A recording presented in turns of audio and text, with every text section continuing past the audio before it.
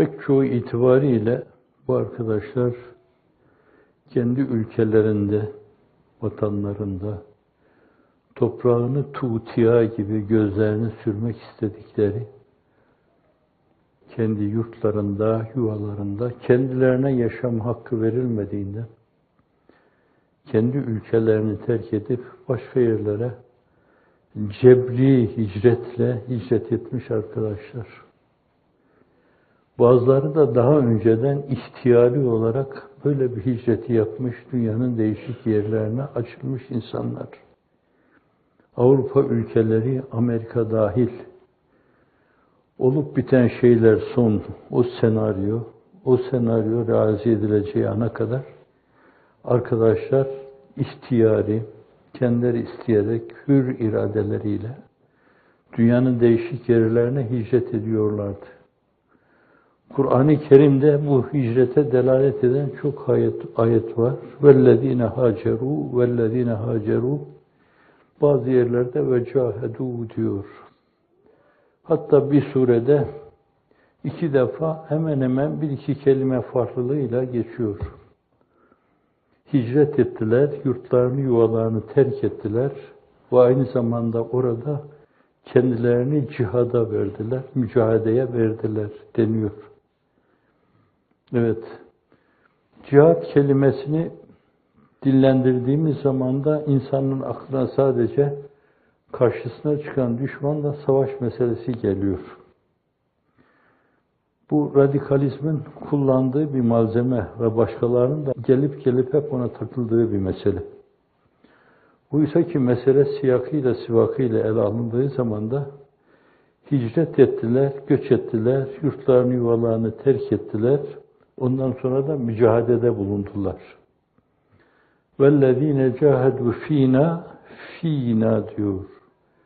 Allah için, lillah için, lüveçillah, lirzaillah, lişe'nillah ve li hukuki Resulillah diyeyim ben. وَالَّذ۪ينَ جَاهَدُوا ف۪ينَا لَنَهْدِيَنَّهُمْ سُبُلَنَا hizmet etme adına onlara yol üstüne yollar, yöntemler lütfettik.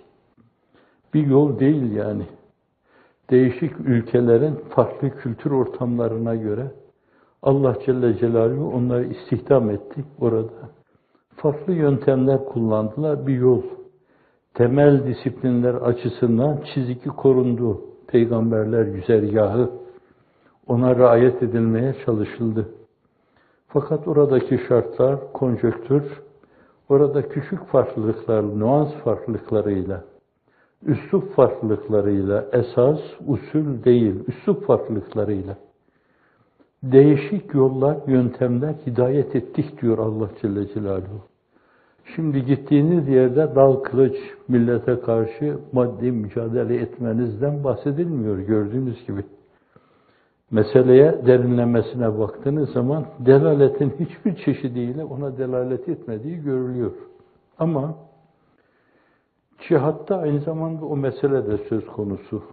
Ona maddi cihat diyoruz. İnsanlığın iftihar tablosu da böyle bir cihattan döndüğü zaman cihadı esgerden cihadı ekbere dönüyoruz buyuruyor. Ona cihadı esger diyor.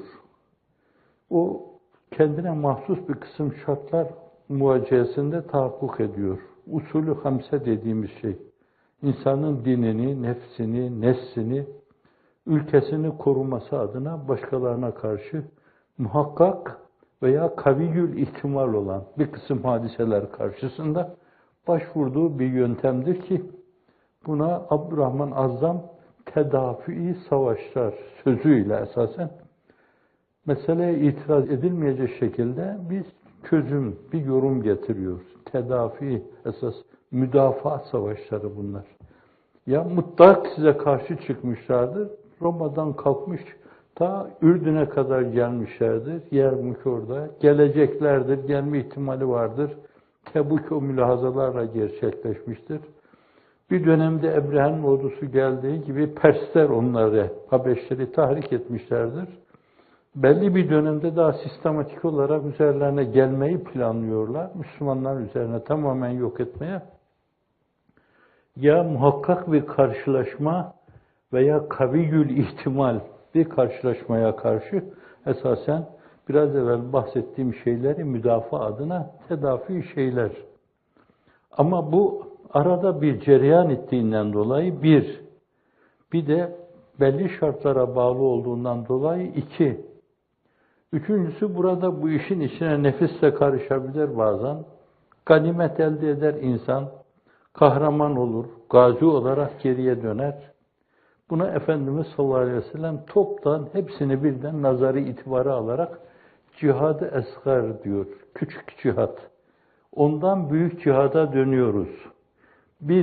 O küçük cihat esas ruhlarımıza şöyle böyle bıraktığı izleri silme adına nöronlarımızda bıraktığı belki tozu toprağı, haşa sahabinin dimağında, nöronlarında, hipofiz bezinde, telamüs bezinde böyle bir şey olmaz kirlenme.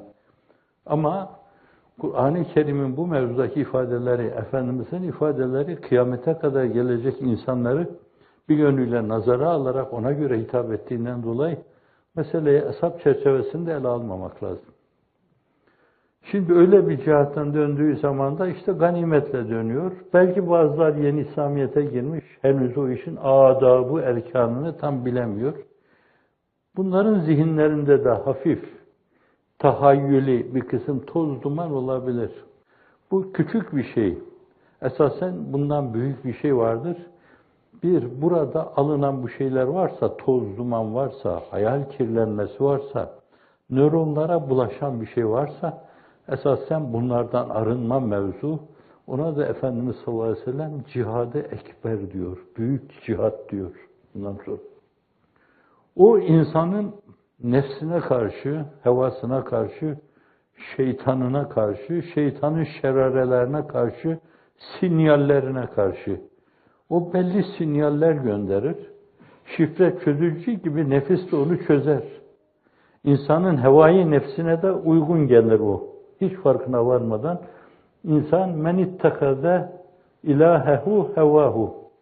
Nefsini, hevasını ilah ittihaz etti. Sözüyle ifade ediyor onun. Nauzubillah. Ne demek bu? O ne diyorsa onu yapıyor. Eğil, eğiliyor. Kalk, kalkıyor. Yat, yatıyor. Rükûa var, varıyor. Secdeye var, varıyor. Ne diyorsa onu yaptırtıyor. Havai nefsi ilah ittihaz eden. Ağızlar her ne kadar la ilahe illallah Muhammedur Resulullah dese de tavırlar ve davranışlar esasen o mevzuda bir yönüyle hangi heyecanla şayet mızrap yemişse onun gereğini esas yerine getiriyorlar.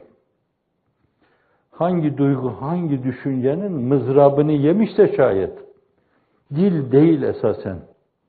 Esas dil dediğimiz Farsça'da gönüldür. Meseleler bir yönüyle gönülden çıkıp dil dudak arasına gelince biz de en iyisi ona uygun bir kelime bulmuş, dil demişiz yani. Arapçada karşılığı lisan. Esprisi bu meselenin. Cihad-ı ekber dediği şey insanın nefsine karşı, hevasına karşı, şeytanın sinyallerine, şerarelerine karşı hafizanallah.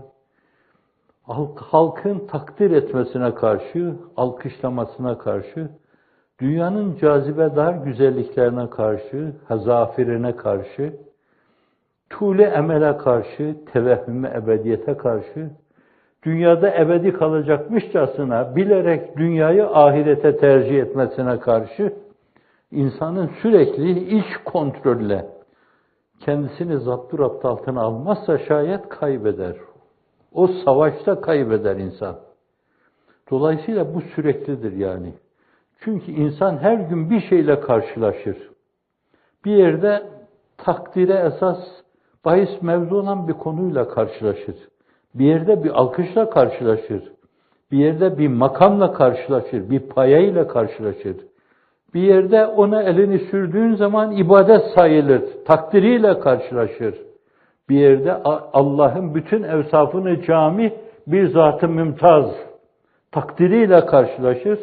Hiç farkına varmadan bu şeytan sinyalleri karşısında o zavallı hayatını bir yönüyle peygamberler güzergahında düşe kalka yürüyordur fakat farkında değildir.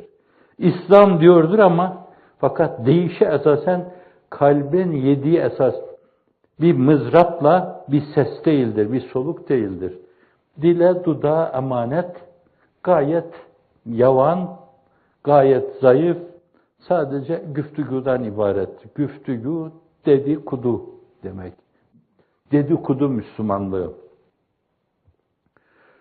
Dolayısıyla bu süreklilik olduğundan dolayı esasen Efendimiz sallallahu aleyhi ve sellem bundaki başarıyı öbüründeki başarıdan çok daha büyük gördüğünden dolayı başarıya göre buna cihad-ı ekber diyor.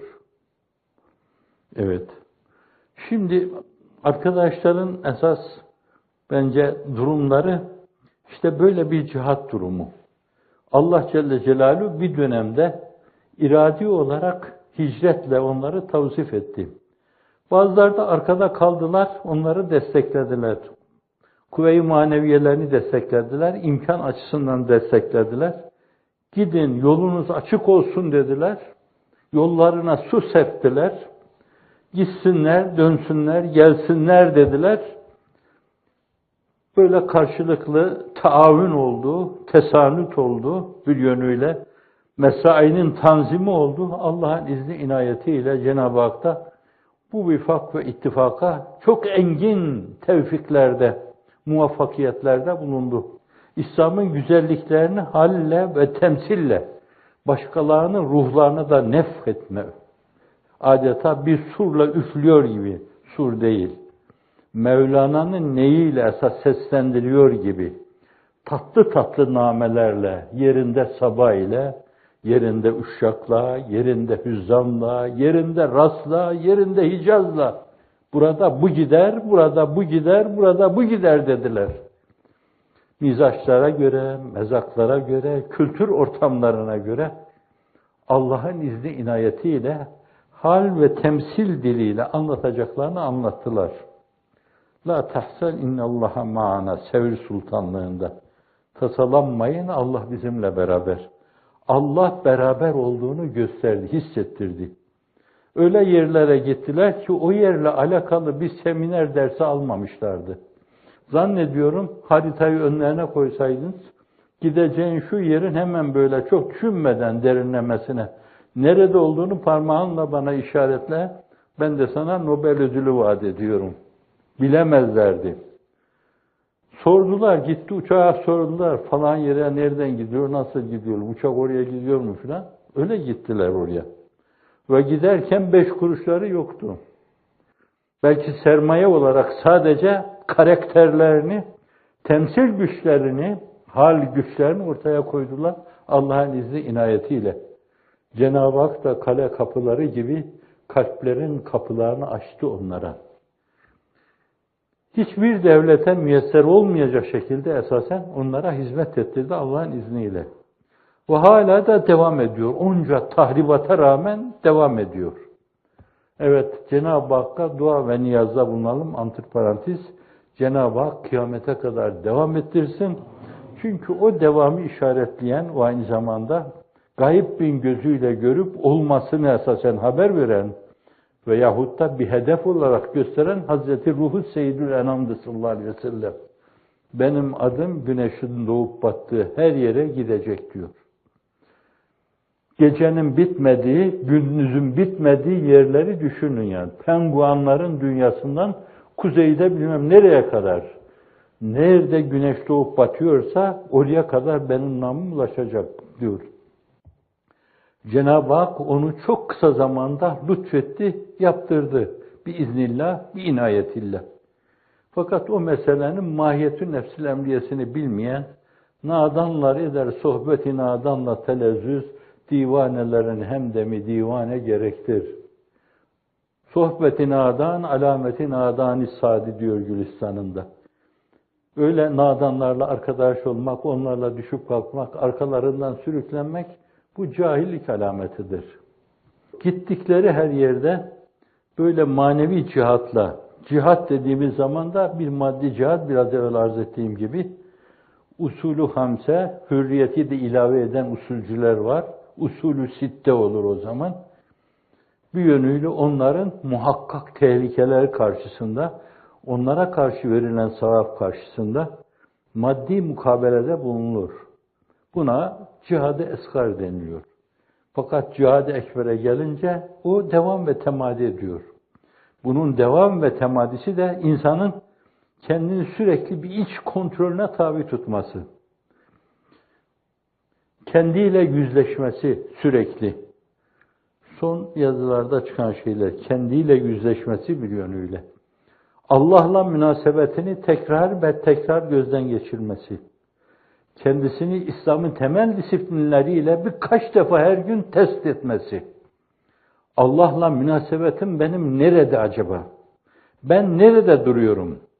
Nerede durmam lazım geldiği halde şimdi neredeyim? Bütün bunları hem kendini gördüğü yerin de birkaç adım gerisinde kendini mütalaya alarak gözden geçirme. Cenab-ı Hak bir yere götürmüştür. Bir el işaretiyle kocaman bir belde nuru imanla tenevvür etmiştir. Fakat birkaç adım geriye çekilerek ben olmasaydım herhalde bu mesele çok daha ileriye gidecekti. Mülahazasına bağlı. Bir yönüyle bu mesele bana bağlı gittiğinden dolayı bana ait takılmalardan ötürü takılma oldu. Evet. وَالَّذ۪ينَ هَاجَرُوا فِي اللّٰهِ بَعْدِ مَا ظُلِمُوا Zulme uğradıktan sonra bakın diyor, bunlar hicret ettiler. لَنُبَوَّنَّهُمْ فِي الدُّنْيَا حَسَنَةً Dünyada biz onlara güzellikler mutlaka hazırlayacağız. Ama onunla yetinmeyecek sadece. وَلَا اَجْرُ الْآخِرَةِ اَكْبَرْ لَوْ كَانُوا يَعْلَمُونَ Ahiretin ecrine gelince o çok daha büyük. Aynı surede 2. ayet bu. Zannediyorum birkaç sayfa sonra Nahl suresinde orada da diyor ki sümme inne rabbeke lillezine haceru min ba'di ma fitinu imtihana tabi tutuldular.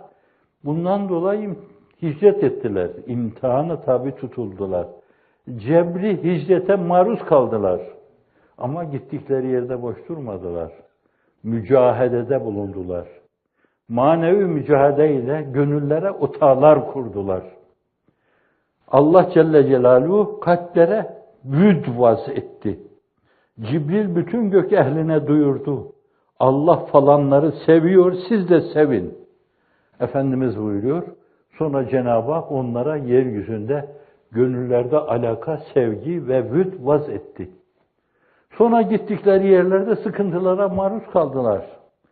Kamp sıkıntısı çektiler. Vize sıkıntısı çektiler. Geçim sıkıntısı çektiler. Muavenetlere muhtaç oldular. Himmetlere muhtaç oldular. Ama dişlerini sıkıp aktif sabır içinde sabrettiler. Es-sabru miftahul fereç. Sabır, kurtuluşun sihirli anahtarıdır. Sabrettiler. Şikayet etmediler. Ama ona bir şey ilave ediyoruz. Aktif sabır. Duraganlığa kendilerini salarak değil, o insanı dağılmaya götürür. Saçılmaya, savrulmaya götürür. Hareket halinde. Ben buradayım. Şartlar ne yapmama müsait? Konjonktür bana ne kadar müsaade ediyor, vize veriyor. Ona göre inne rabbeke min ba'daha lagafur rahim. Bundan sonra artık şüphesiz senin Rabbin. Hem de Efendimizin sallallahu aleyhi ve sellem namı celiline muhatap onu alarak senin Rabbin. Yani kendi ufkun itibariyle nakabili idrak, o nakabili idrak bahdizat var ya, o la tudrikül ebsar ve yudrikül ebsar var ya, işte o senin tam bildiğin başkalarının bilemediği zat var ya, o senin Rabbin. Bütün bunlardan sonra bir de lam-ı tekit var. Lagafurun rahimun. Günahları yargılayıcı, mübalağa kipi. Günahları yargılamada eşi menendi yok. Bir de rahim. Merhamet etmede de eşi menendi yok. Hususiyle bu rahim kelimesi Rahman-ı Dünya, Rahimül Ahire demek, kemaliyle ahirette tecelli ettiğinden, cennet şeklinde, ırmaklar şeklinde, huriler şeklinde, gılmanlar şeklinde.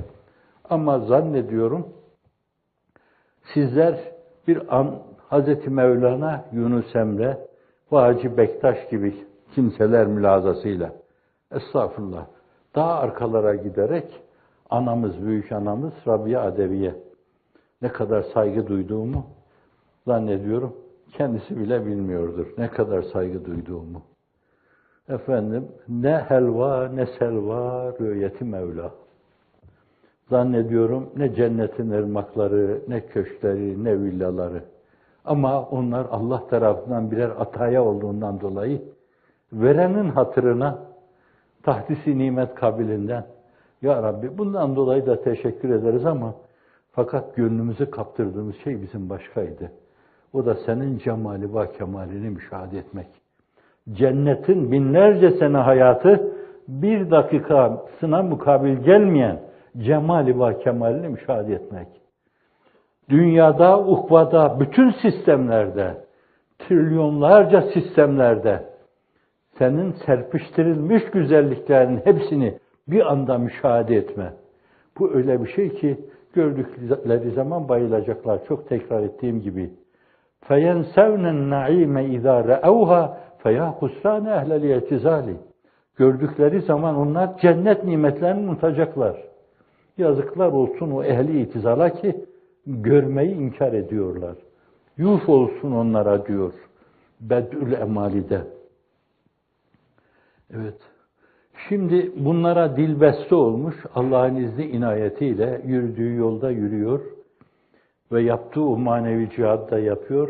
Bu ayette ifade buyurduğu gibi gafurdur. Rahimiyetiyle orada tecelli edecek.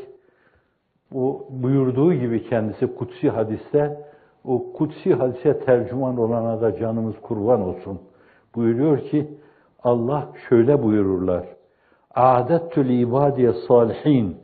Salih kullarıma yaptığı her şeyi arızasız, gırlıkışsız, içine bir şey bulaştırmadan, şöhret, nam, nişan, dünyevi ad, istikbal, yaşama zevki bir yönüyle, bohemlik duygusu, rahat hissi, dünyayı bilerek ahirete tercih etme duygusu, bütün bunları elinin tersiyle itmiş, hep neye talip olacaksa şayet onu olmuş. Bütün bunların hepsini terk etmiş bir yönüyle.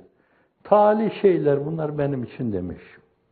Adettül ibadiye salihin, salih kullarımı arızasız, kusursuz. İbadet mi, ubudiyet mi, yoksa ubudet mi? Cenab-ı Hak o zirveyi cümleye müyesser kılsın inşallah. O yolda olanlar ben oraya ulaşacağım diye o niyetle yürüyorlarsa Allah onunla mükafatlandırır. Niyeti sağlam tutmak lazım. O niyete göre adım atmak lazım. O ufku yakalama adına bence kanatlanmak, üveykler gibi kanatlanmak, ona doğru yürümek lazım. Adettül ibadiye salihin ma la eynun ra'at. Hiç göz görmemiş. Ve la üznün semiyet. Kulak işitmemiş. Ve la hatar ala kalbi beşer. Hiç kimsenin de tahayyül, tasavvur, tahayyül edeceği, aklına geleceği gibi şeyler değil bunlar. Ben salih kullarımı onlara hazırladım. Şimdi o salah korunduğu takdirde, tamamen her şey onun için yapıldığı takdirde, Allah Celle Celaluhu öyle şeyler lütfediyor ki, zannediyorum burada çekilen şeyler, o sıkıntılar, o imtihanlar, o iptilalar filan, öbür tarafta Kur'an-ı Kerim'in başka bir ayetiyle ifade ettiği gibi, karşılıklı koltuklarda oturup bunları anlatacaklar. Bizim geçmişte olan şeyleri anlattığımız gibi. Ben 27 Mayıs'ta gördüm. Onun tokatını da yedim. 12 Mart'ta gördüm. Onun da tekmesini yedim. 12 Eylül'ü gördüm. Onun çift tekmesini yedim. Şubat'ın hem tekmesini hem yumruğunu yedim. Evet. Fakat şimdi oturmuş bunları birer menkıbe gibi anlatıyoruz rahat. Bedir'i anlattığımız gibi, nerede Ukbe bin Amir'in zaferini anlattığımız gibi, Perslere karşı zaferini anlattığımız gibi anlatıyoruz. Dudaklarımız ister istemez geriye gidiyor. meseleler artık bir menkıbe durumuna düşmüş gibi oluyor. Dolayısıyla bugün bu çekilen şeyler hak yolunda olanlar için öbür tarafta karşılıklı insanların birbirine anlatacağı menkıbeler haline gelecek. Ve sonra dönüp bakacaklar, bu işleri bize yapan insanlar, acaba bunlar nerede? İnşallah öbür tarafa gitmezler. İnşallah ahirette da kalmazlar. Orası da ayrı bir şey. Bir oraya bakma, bir beri tarafa bakma. Onun hakkında farklı yorumlar var. Sonradan girenler fakat işte önce girememişler demek. Ama o tarafı da görüyorlar, bu tarafı da görüyorlar. Öbür tarafa bakınca endişeyle titriyorlar. Beri tarafa bakınca da sevinçle, inşirah içinde şahlanıyorlar. Allah'ım, Allah'ım, Allah'ım diyorlar. Edkhilnel cennete bi şefaati nebiykel muhtar ve âli ethar ve ashabil ahyar ve sellim mâdâmel leylu ve nehar. Dünya bundan ibaret. Çeşmi ibretle nazar kıl. Bu dünya bir misafirhanedir. Bir mukim adem bulunmaz. Ne acip kaşanedir. Bir kefendir akibet sermayesi şahu geda. Pes buna mağrur olan mecnun değil yanedir. Bırakın birileri saraylarda mecnunluk yaşasınlar. Villalarda mecnunluk yaşasınlar. Filoları olmakla mecnunluk yaşasınlar. Bence akıllıca yaşamak, tamamen öbür aleme göre kilitlenmek. Cenab-ı Hak, dünyada da dünyevilikler ihsan edebilir size. Ticaret yapıyorsunuz, zenginlik görebilir. Hazreti Osman'a vermiş, Abdurrahman bin Avf'a vermiş radıyallahu anhuma. İkisinden de Allah trilyon defa, katrilyon defa razı olsun. Allah razı olsun. Ama bir yerde vermesi gerektiği olduğu bir yerde öyle diyorlar. 500 tane deveyi yüküyle vermiş. 500 değil mi? Evet, yüküyle vermiş. Bu ne demek biliyor musunuz? Yani günümüzde başları döndüren o zırhlı arabalar var ya, işte onların 500 tanesini birden verecek kadar. Kalbi o kadar açık yani. Ve içine o kadar sokmamış o meseleleri. O kadar dışında dönmüş. O kadar meselenin emanetçisi gibi bakmış. Hazreti Pir de bu meseleyi anahtar ifadelerden bir ifadedir. Dünyayı kesben değil, kalben terk etmek lazım. Abdurrahman bin Avf, Hazreti Osman ölçüsünde ihtimal, aşere-i mübeşşereden, haşa, bir tırnağı olamam ben. Cenab-ı Hak lütfetse, ben de onların arkasından kuyruk sallayarak bir fino gibi gitsem, başımı çok rahatlıkla ayaklarının altına korum. Abdurrahman bin Avf'ın.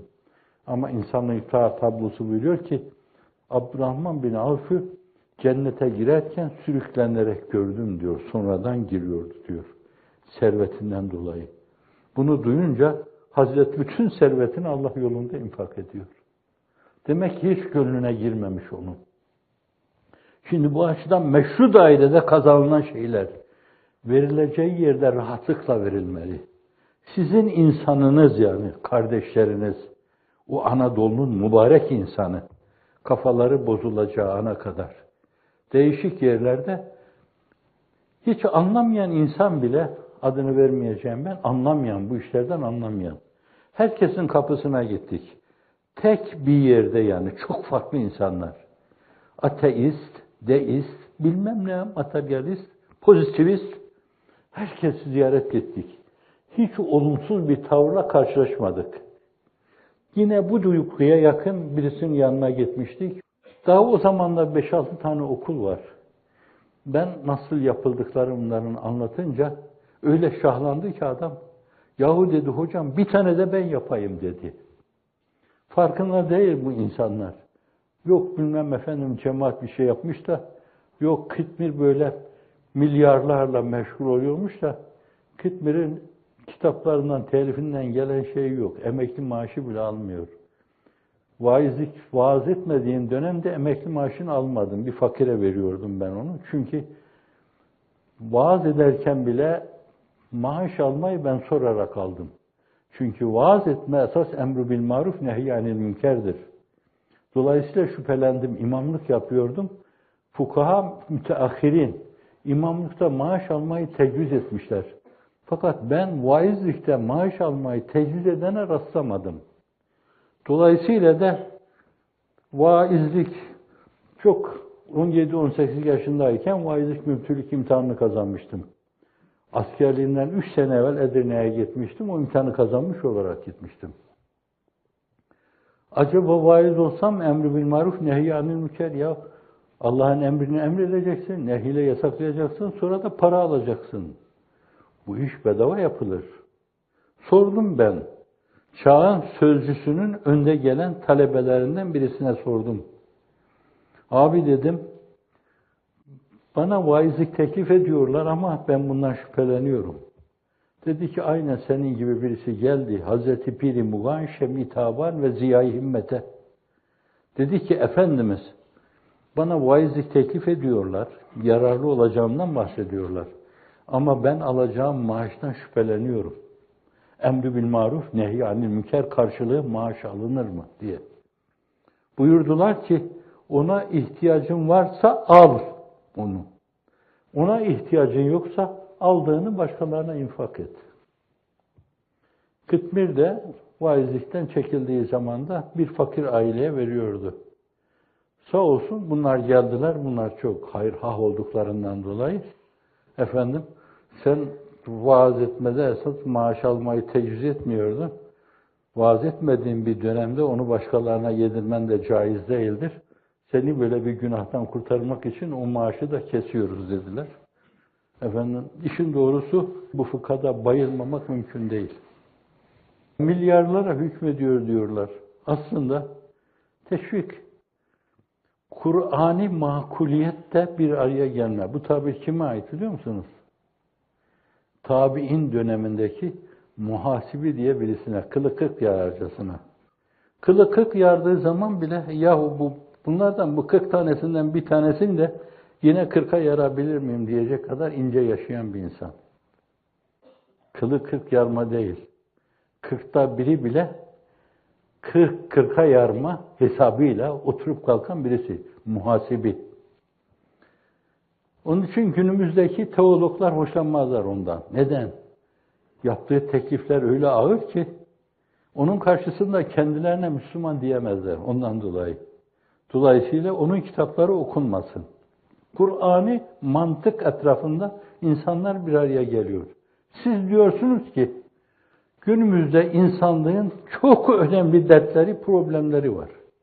Mesela ilhat problemi var. Halle, temsille bu işi ortaya koyabilecek insan kahrından dolayı insanlar inanca karşı uzak duruyorlar.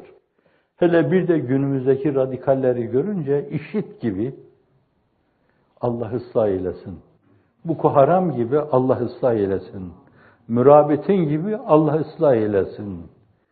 Onlara silah yardımı yapan esas.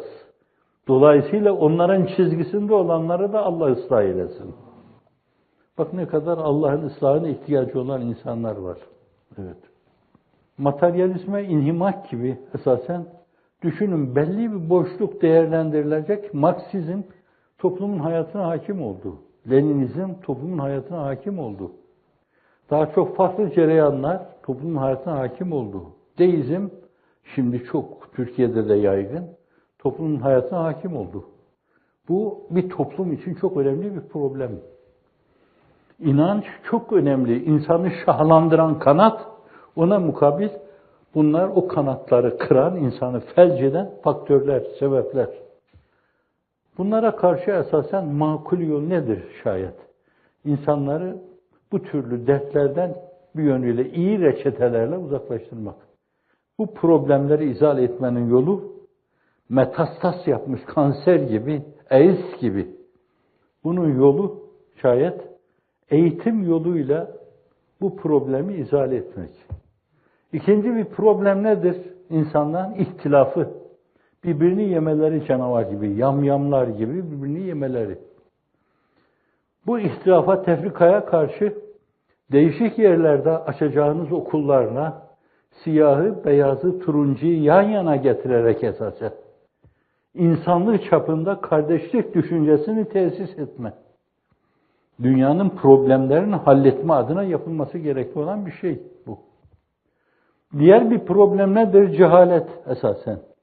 İnsanları Allah'a doğru giderken o güzergahta, peygamberler şer'anda düşe kalka hale getiren faktörlerden bir tanesi de cehalettir. Bunu izale etmenin yolu da yine eğitim yoludur. Şimdi siz bunları anlattığınız zaman ihtilafa çare, cehalete çare, aynı zamanda fakirliğe çare ve dolayısıyla ilhada çare, birbirini yemeye çare. Ancak bunların hepsi eğitim reçetesiyle, mektep reçetesiyle, aynı zamanda pozitif ilimlerle, size ait değerlerin bir yönüyle hallac edilerek beraber sunulması sayesinde bu problemler Allah'ın izniyle zahir olacak. Şimdi siz bunları söyleyince el alem meseleyi makul buluyor. Muhasibenin ifadesine göre Kur'an-ı makuliyet, sünnet-i makuliyet demek. Efendimizin sallallahu aleyhi ve sellemin yolunun makuliyeti çerçevesinde bir araya geliyor. Herkes o istikamette saçılıyor, dökülüyor. Dolayısıyla elinde, avucunda ne varsa veriyor Allah'ın izni inayetiyle. Ve öyle oldu. Öyle gelişmeler oldu. Gün geldi dünyanın 170 küsür ülkesinde 1400 tane okul oldu. Bunu görmezlikten gelmek hem basarsızlık hem de basiretsizliktir. Körlüktür. Diğerini esasen ifade etmek için sözlüklerde, ansiklopedilerde kelime bulamıyorum ben. Bunu görmezlikten gelme değil. Bunu yıkma cehdi içinde bulunma. Böyle bir canavarlığın, böyle bir şenaatin, böyle bir denaatin hangi isimle anılacağını isterseniz bu Diyanet Ansiklopedisi var. Bilmem kaç cilt, 32 cilt mi ne? Alın ona bakın. Bu tabloyu ifade edebilecek kelime bulamazsınız. Vahşet deseniz, ya bana hakaret sayıyorsunuz deriz. Denaat deseniz, ya hakaret bu benim için. Şenaat deseniz hakaret. Şeytani şeraret deseniz, ya hakaret bana der. Şeytan der ki, ya bana bunu nispet etmeyin yani. Benim yaptığım şeyler belli, sınırlıdır. Bunlar öyle şeyler ki, benim yapmayı planladığım şeyleri çoktan geçti bunlar. Evet, derler. Kur'an-ı makuliyete karşı teessüs etmiş şeylere, cihadı esgar ilan etmek ve bunu bir sevap kazanıyorum diye yapmak, cihad-ı ekber hakikatinden habersiz nadanların işidir. Nadanlar eder sohbeti nadanla telezzüz, divanelerin hemdemi divane gerektir. Gönül çalabın tahtı, çalap gönüle baktı. Kim gönül yıktıysa, Yunus Emre'nin 2. mısrasını değiştiriyorum biraz. Kim gönül yıktıysa, o iki cihan bedbahtı. Evet, yıkılan gönül sayısı ne kadar? Kim gönül yıktıysa, şu anda ben kendi kafamda böyle ihtimali şeylerle, hesaplarla kendime göre değerlendiriyorum. 15 milyon insanın gönlü kırılmış. Neden? Çünkü 1 milyon insana yakın mağduriyet yaşıyorsa, annesi, babası, amcası, dayısı, teyzesi, halası, komşusu, akrabası, aynı masada oturduğu sınıf arkadaşı, öğretmeni, muallimi, talebesi, biri 20 ile çarpacaksınız. 1 milyonsa 20 milyon insan bir yönüyle sürekli içine kan damlıyor demektir. Bu öyle bir cinayettir ki şeytan öbür tarafta bu cinayeti gördüğü zaman zaten bazı yerlerde o kaçamak diyalektiklerini yapıyor, Kur'an-ı Kerim ifade ediyor. Diyecek ki vallahi billahi tallahi ben bundan hiçbirini yapmamıştım.